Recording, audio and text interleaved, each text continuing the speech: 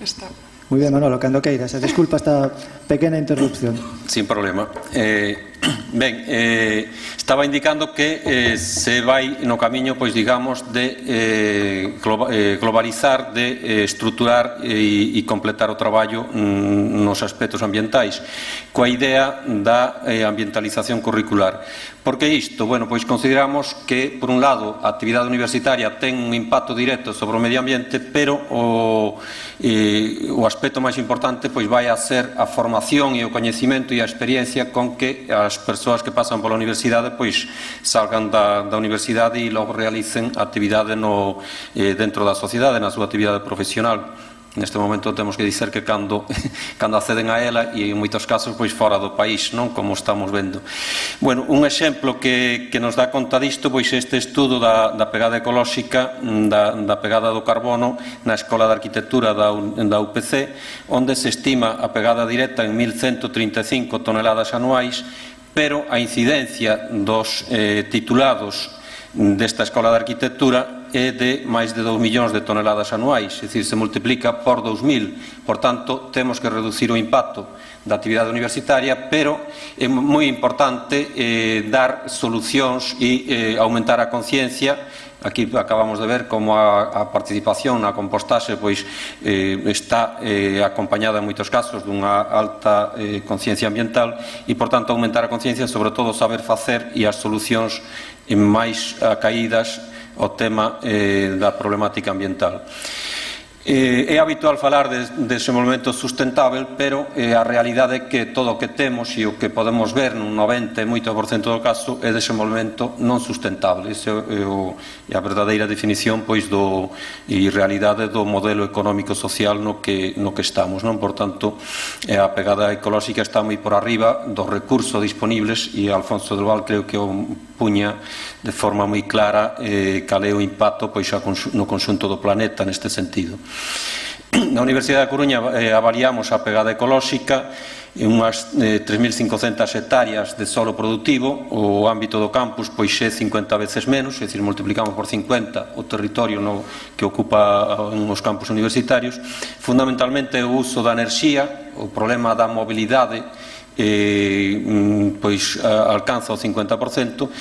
A xeración de residuos de forma directa dentro da universidade coas métodos de avaliación pois é unha parte pequena, pero non deixa de ter importancia pola proximidade e a importancia o papel que pode xogar en incrementar a conciencia ambiental. É máis factible velo directamente cos residuos que xeneramos que coas emisións de CO2 á atmósfera, que se derivan fundamentalmente do uso da enerxía e da mobilidade, do uso dos transportes motorizados.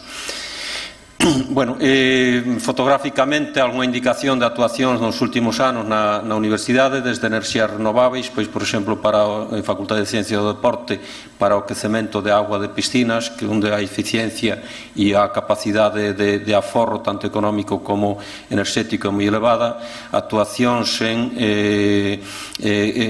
ambientación pasiva, en climatización pasiva en distintos centros, pero todo o tema de prevención e de mellora pois realmente é unha materia pendente aínda a día de hoxe. A mobilidade máis sustentável coa promoción da bicicleta, con sistema de préstamos, a mellora da biodiversidade no campus, desde a limpeza de ríos ata caixas niño, a erradicación de especies exóticas, ou a participación pois en actividades xa externas, en ámbitos externos, como a limpeza de praias, pois colaborando en moitos casos con entidades sociais que realizan este tipo de actividades na sociedade. E outros elementos pois da concienciación ambiental. Atención a principais problemas dentro da universidade, como é o consumo de papel, por tanto, a reutilización e a reciclaxe de papel, que é un dos principais residuos que se xeneran na actividade educativa, ou a promoción, pois, neste caso, unha planta demostrativa da depuración natural, da depuración mediante plantas, onde comprobamos pois a eficiencia pois de 5 especies autóctonas como o xunco, o lirio ou espadana, ou outro tipo de espadana, a tifa e o carrizo. nunha planta demostrativa no que está indicada unha unidade de, como a que vemos aí, de 12 metros cuadrados para unha vivenda de 3, 4, 5 persoas. E, finalmente, a actividade de compostaxe ligada á utilización do compost nas hortas e á importancia da materia orgánica nos solos productivos. Ben, creo que o que agrupei baixo dúas ou tres transparencias, baixo este epígrafe de compostaxe na pequena escala, realmente xa o vimos, porque compostaxe doméstica e comunitaria pois xa nos acaban de introducir en algúns aspectos que aparecen aquí. Fundamentalmente, a miña idea era salientar que a compostaxe doméstica comezou, sobre todo, e aínda ten, polo que nos acaba de comentar desde Composta en Red, un componente fundamental de educación ambiental, pero nos estamos dando a entender ou promovendo que se considere en moitos ámbitos, fundamentalmente tamén, sin quitarlle importancia á educación ambiental, como unha opción de xestión de residuos orgánicos. E nese sentido, outras experiencias posteriores van a abondar neste tema, especialmente no ámbito rural, no ámbito disperso e no ámbito das vivendas con xardín ou horta. Xa vimos estes datos, por tanto, únicamente salientar que nos últimos anos aumentou considerablemente a utilización de compostadores domésticos e especialmente a de compostadores comunitarios en distintos ámbitos do Estado español, pero tamén isto está un fenómeno europeo e de todo o mundo. Eu teño comprobado igual en Australia e noutros países onde a compostaxe se está, a poboación se está sumando a compostaxe directa na autocompostaxe nos fogares, non? Con altas porcentaxes de poboación global do país que pode realizar compostaxe. Neste sentido, os programas de adega que aquí logo se presentarán, poden chegar aos 3.000 vivendas neste momento, pero sumando todo o que se teña feito en Galiza, eu estimo que non se chegou ás 10.000 vivendas e, por tanto, se queda nun 1% da poboación frente a quizás ata un 50% da poboación que vive en pequenas vilas, en vivendas rurais ou en vivendas dos ámbitos urbanos que rodean as cidades e que teñen posibilidade de facer compostaxe doméstica ou comunitaria. Por tanto, estamos moi lonxe tanto das cifras do noso ámbito próximo como do potencial que realmente ten a nivel de aplicación e, sobre todo, económico polo alto custo dos sistemas centralizados de recollida. Algúnha fotografía para ver distintos ámbitos, o comentaba tamén Bea de Composta en Red, pequenas plantas de compostaxe para residuos con un certo proceso de recollida e incluso a opción de levar a compostaxe en compostadores ao ámbito da terraza, é dicir, a ámbitos nos que en principio non parecerían indicado, pero que si hai experiencias tamén. Pero, sobre todo, vemos aí na foto da dereita abaixo como o compostador, ou aí se ve moi pouco, quizás nesta outra, pero nesto se vai a abondar nunha presentación posterior, como os compostadores poden formar parte dunha illa de recollida selectiva na que os materiais secos teñen que ser recollidos a semana, aos 15 días ou ao mes, e o compost que teria que ser recollido a materia orgánica cada día, cada 2 ou 3 días, 2 ou 3 veces á semana, se pode prescindir da súa recollida sustituindo o contedor por un compostador. Ben, xa se falou pola mañán de Austria. Aquí podemos ver máis de 500 plantas pequenas e medianas fora xa da compostaxe doméstica. Pasamos á escala da planta de compostaxe, porque en Austria hai tamén centenares de miles de compostadores, igual que víamos en noutros países europeos. Aí temos neste informe que é de 2008, 536 plantas de compostaxe cunha capacidade media de 10.000 habitantes, e quero salientar isto porque a maioría delas están por debaixo da capacidade media e son económicamente viables. Non precisamos ir a máis de decir, temos viabilidade económica desde a vivenda, desde a compostaxe doméstica, a comunitaria, a pequena planta de distintos tamaños e por tanto, para unha aldea, para unha vila, para 2.000, para un concello de 2.000, 5.000, 10.000 habitantes, esta opción é perfectamente viable. Ben, feita esta ampla introdución, pois paso a comentar a experiencia de compostaxe na propia universidade. En residuos de comedor universitario, que é o residuo orgánico que se xenera na actividade universitaria dentro do ámbito do campus, dentro do ámbito dos centros universitarios, non? Xunto o residuo orgánico de comedor, xunto cos residuos de xardinería, ou a fracción vegetal, que tamén vai a ser obxecto de compostaxe. Bueno, o ámbito no que está a Universidade de Coruña, pois, desde o punto de vista da xestión de residuos, é o ámbito de Nostián, que arrancou con moita actividade publicitaria no ano 2001-2002, con aquelo de ecoloxía ao cubo, pero que se quedou moi lonxe de ecoloxía partido por tres. Realmente, porque todavía estes días pois estamos vendo como os problemas son importantes, por máis que Nostián recicle 5 veces máis que Sogama, pois en lugar de estar no 2% do que entra na planta, pode estar no 10 ou no 15%, está moi lonxe de responder aos obxectivos para o que foi creada a planta de Nostián, non? Xunto coa falta de resultados reais tanto da fracción orgánica como da inorgánica, pois en algún momento se identificaron, inda que non era o único punto emisor, malos cheiros, e iso levaba que chegan á cidade despois desde a planta, e iso levaba a unha mala percepción social do tema da compostaxe. E nese momento, desde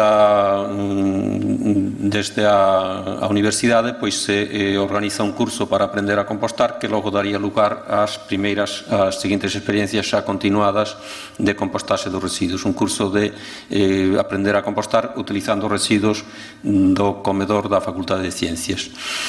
Ben, se procede a un estudo, a elaboración dun estudo sobre a xeración de residuos orgánicos na universidade, e o estudo dá como resultado estas cifras. Se xeneran alrededor de 1.500 kg semanais de residuos orgánicos, restos de comida fundamentalmente, logo veremos algunha indicación, e a xeneración varía en 11 servizos de bar cafetería que hai máis na universidade, pero concretamente no ámbito Alviña Zapateira, que é o campus central, que reúne o 70% da comunidade universitaria.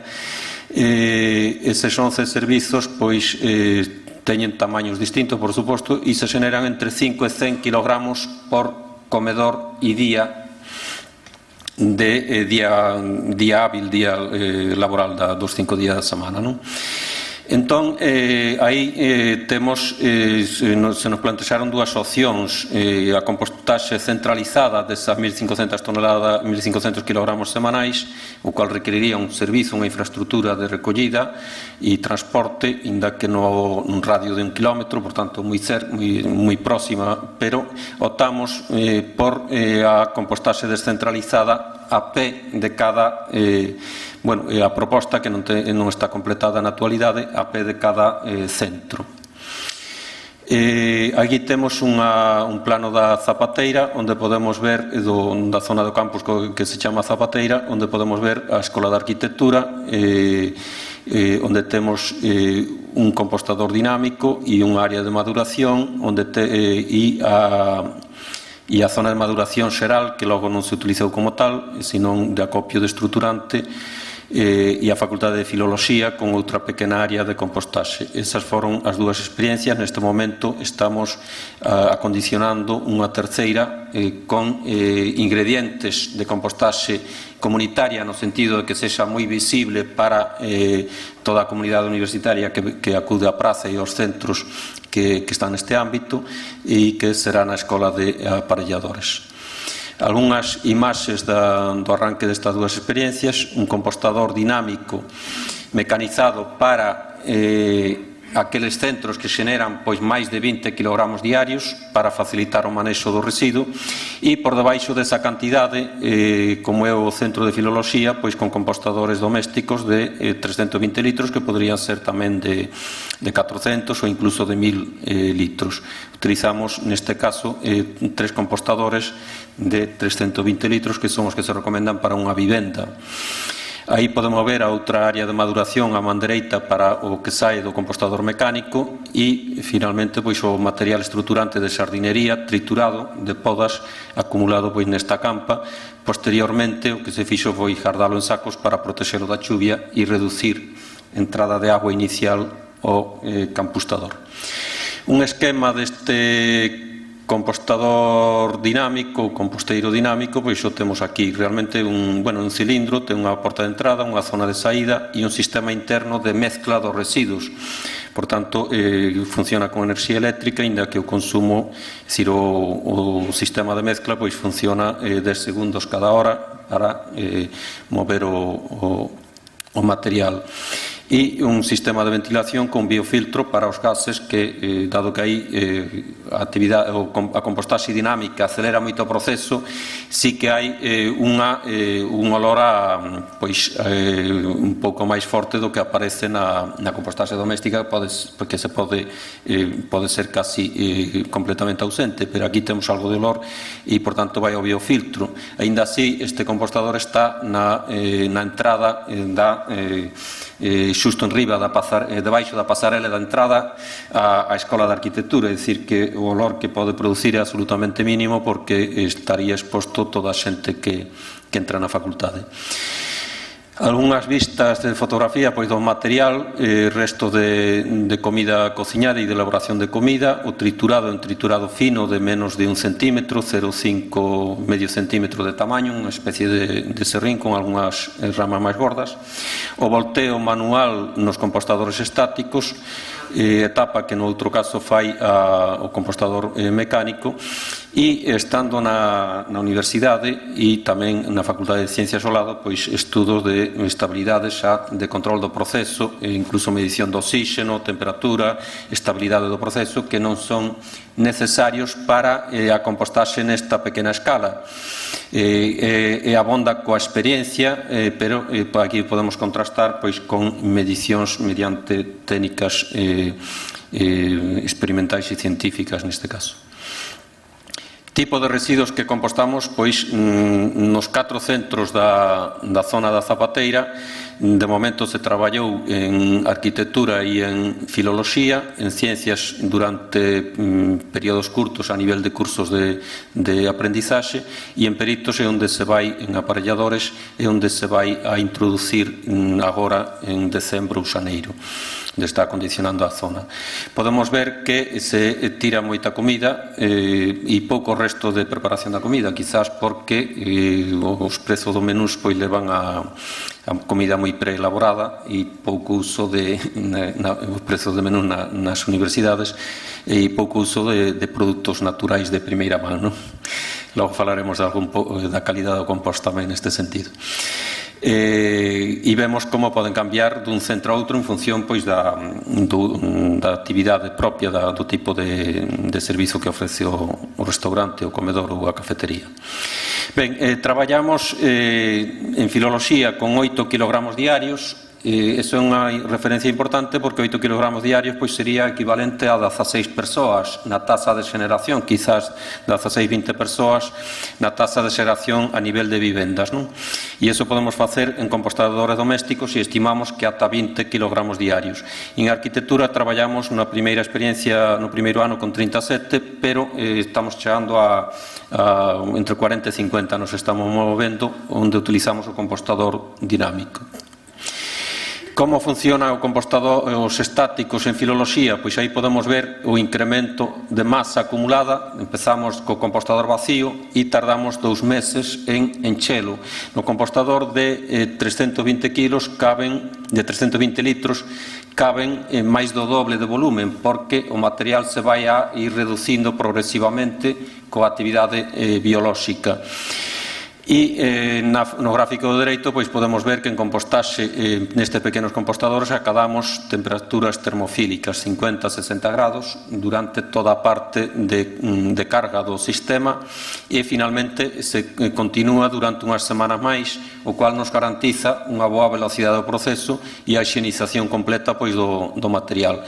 Finalmente vai recaendo a temperatura, temos que controlar a humidade, como hai moita xeración de calor. O residuo orgánico de cociña é moi enerxético, é alimento propiamente dito, moi enerxético e, por tanto, si se nos seca e hai que facer rega, manter a humidade é o principal actividade xunto coa pequena mezcla para que a humidade chegue a toda a masa en residuos.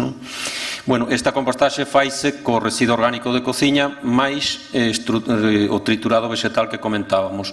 Nesta experiencia, pois, en estático, en relación 2:1 residuo orgánico a volumen, 2:1 volumen, residuo orgánico a triturado vegetal. Ao cabo de 2 meses comeza a estabilizarse e ao cabo de 4 meses temos compost maduro, clase 4, clase 5, completamente maduro, por tanto, si ben o que é a humificación ou a lombricultura que podría vir a continuación, a vermicompostaxe mediante miñocas, requeriría tempo adicional.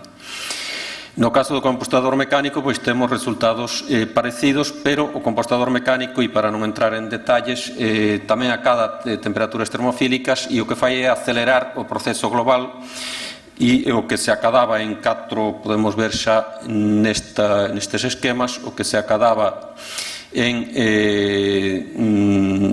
2 meses se vai acadar en mes e medio cando utilizamos a primeira etapa dinámica pola aceleración que ten lugar do proceso ao mezclar de forma moito máis efectiva e continuada durante eses 10 ou 15 días que o material está no compostador. Temos, por tanto, compost maduro ao cabo de 4 meses en filoloxía, con compostadores estáticos, e ao cabo de 2 meses, incluso un pouco antes, cando utilizamos o compostador dinámico. E se queremos aplicar vermicompostaxe, pois a continuación xa depende da cantidade de miñocas que utilicemos, etc. Fixémolo nalgunhas partidas, non en todas, non é necesario para utilizar o compost na agricultura, non? E isto é fundamental. Bueno, aquí se trataron nestes 2 centros a totalidade do residuo que se xenera nos comedores. Son as cantidades que víamos anteriormente en cada un, que temos indicadas por aquí, 8 kg día, 40 kg día en términos promedios nos 2 anos aos que corresponden estes datos. Calidade do compost. En xeral, a calidade é compost tipo A, por tanto, do punto de vista da presenza de contaminantes químicos, metais pesados, é compatible con a agricultura ecolóxica e as cantidades son moi baixas, están por debaixo do que correspondería a esa clase A, a gas no caso do cadmio. E podemos comprobar como ese cadmio, que non é problemático do punto de vista do uso do compost, porque sigue sendo calidad tipo A ou como mínimo tipo B, está moi por debaixo da clase B, que sería o límite para a utilización sin restriccións en agricultura, en cultivos. Podemos comprobar que ese cadmio está presente no que comemos, é dicir, nos restos de comida, por tanto, estamos a punto de exixirlle máis calidade ao compost que ao que realmente estamos comendo nos circuitos, digamos, convencionais, como son fundamentalmente os menús dos comedores universitarios, non? Do prezo do menú, para ter unha indicación, pois está entre os 5 e os 6 euros. Ben, a calidade do compost é, por tanto, excelente do punto de vista químico. Hai que dicer que tanto a recollida selectiva en cociña como a fracción vegetal na sardinería pois ven cun 99,8% de propios, é dicir, a presenza de algún pequeno plástico ou pois o que máis escapa algún do servicio de cociña, pois algún tenedor ou algunha culler que logo se retira do material, non? E tamén temos unha boa calidade en canto son un compost realmente concentrado, rico en nutrientes, NPK, nitróxeno, fósforo, potasio, magnesio, calcio, etc. A relación carbono-nitróxeno vai depender fundamentalmente das proporcións que utilicemos de residuo de cociña, por tanto moi baixa en filoloxía, onde tiñamos ata un 4% de nitróxeno, e sempre por arriba do 2% de nitróxeno e relacións de 12, 14, 15 en arquitectura onde utilizaban máis material vegetal, máis material estruturante. Estas áreas de compostaxe teñen recibido visitas en distintas actividades e na actualidade, a de filoloxía está a 2 metros, hai outros 2 metros á esquerda para a porta do comedor, é dicir, está realmente moi cómoda para utilizar por parte do servizo de restauración, máis fácil que o contenedor de residuos, pero pouco visible porque está precisamente na parte de atrás de saída da cafetería. E o que imos facer agora, aproveitando outra cafetería que sería a que temos aquí na foto da baixo e da esquerda, que é a de aparelladores, que dá a praza da Zapateira, unha praza moi frecuentada, imos acondicionar este espazo para introducir unha nova área de compostaxe con compostadores estáticos, xa que estamos alrededor de 15 kg día para facer o tratamento nesa área. E, finalmente, indicar que o destino do compost fundamentalmente son as hortas urbanas. A Universidade tamén, non indiquei ao comezo, pero outros proxectos que dentro destas actuacións de ambientalización levou a cabo foi rexenerar un terreo abandonado e, en parte degradado, porque xusto o edificio, ao lado está un dos últimos edificios que se fixo nesa zona, en Elviña, e, por tanto, isto se utilizou como un lugar de acopio de áridos, de maquinaria, da obra, etc.